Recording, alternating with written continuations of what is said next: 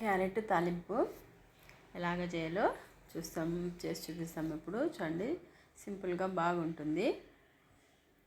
మనం యాక్చువల్గా క్యారెట్ని తెచ్చి ఫ్రిడ్జ్లో పెట్టేస్తాము. ఫ్రిడ్జ్లో పెట్టే ఊళ్ళో ఒక సజెషన్, మనకి ఎప్పుడు కావాలో అప్పుడు తెచ్చుకొని చేసుకుంటే బెస్ట్. మనం తెచ్చుకునేదే సూపర్ మార్కెట్లో ఆల్రెడీ ఫ్రిడ్జ్లో ఉండేటివి అవి కదా. మరీ మనం ఫ్రిడ్జ్లో పెట్టుకొని 4-5 రోజులు స్టోర్ చేసుకొని తర్వాత చేసేదానికంటే అప్పటికప్పుడు తెచ్చుకుంటే ఈ క్యారెట్ చాలా బాగుంటుంది. లేదంటే అందులో ఉండే మనకు కావాల్సినటువంటి విటమిన్స్ మొత్తం న్యూట్రియంట్స్ అన్నీ లాస్ అయిన తర్వాత మనం చేసుకొని తింటాం. అలా కాకుండా అప్పటికప్పుడు తెచ్చుకోవాలి. ప్యాన్ పెట్టుకొని ఒక 2 స్పూన్స్ ఆయిల్ వేసుకున్నాము. అలాగే జీలకర్ర, ఆవాలు, తర్వాత శనగపప్పు, మినపప్పు వేసుకున్నాం. అలాగే పచ్చిమిర్చి, ఆనియన్స్ వేసుకొని కాసేపు ఫ్రై చేసుకోవాలి.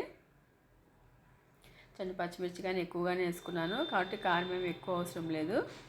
ఇలాగ బాగా ఫ్రై అయిన తర్వాత కొద్దిగా కరివేపాకు కూడా వేసుకుందాం. కరివేపాకు ఫ్రై అయిన తర్వాత ఇప్పుడు ముందుగా మనం కట్ చేసి పెట్టుకున్న క్యారెట్ ముక్కల్ని వేసుకొని మొత్తం అంతా బాగా కలుపుకోవాలి.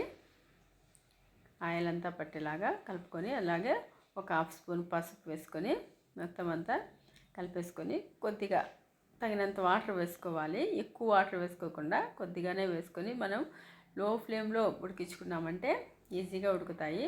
హై ఫ్లేమ్లో అయితే వాటర్ ఎక్కువ వేసుకోవాల్సి వస్తుంది. అలా కాకుండా మనం కొద్దిగా వాటర్ వేసుకొని లో ఫ్లేమ్లో ఉడికించుకుంటే సరిపోతుంది. చూడండి, మొత్తం అంతా వాటర్ ఇంకిపోతున్నాయి. మొత్తం వాటర్ ఇంకిపోయేంత వరకు మనం ఉడికించుకోవాలి. ఈ లోపల మనకి క్యారెట్ ముక్కలు ఉడికిపోతాయి. ఇంకా కొద్దిగా ఉడకాలి. ఆ వాటర్కి సరిపోతుంది కరెక్ట్గా.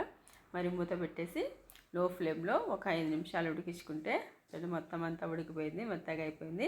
ఇప్పుడు ఇందులోకి మనము సాల్ట్ వేసుకుందాం. తగినంత సాల్ట్ వేసుకొని మొత్తం అంతా మిక్స్ చేసేసుకొని ఇప్పుడు ఇందులోకి కారం మీకు టేస్ట్ తగ్గట్టుగా వేసుకోవచ్చు. నేనైతే ఒక 1/2 స్పూన్ వేసుకున్నాను. ఆల్రెడీ పచ్చిమిర్చి వేసుకున్నాం కదా.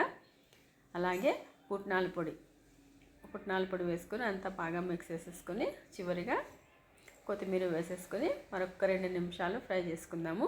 అంతేనండి, క్యారెట్ ఫ్రై రెడీ అయిపోయింది. సింపుల్గా, ఎక్కువ రోస్ట్ కాకుండా మనకి హెల్తీగా చేసుకున్నాము. చూడండి, సూపర్గా ఉంటుంది. మనం సైడ్కి అన్నంలోకైనా చపాతీలోకైనా దేంట్లోకైనా చాలా బాగుంటుంది. నా వీడియో నచ్చితే లైక్ చేయండి, షేర్ చేసి సబ్స్క్రైబ్ చేసుకోండి. Thank you.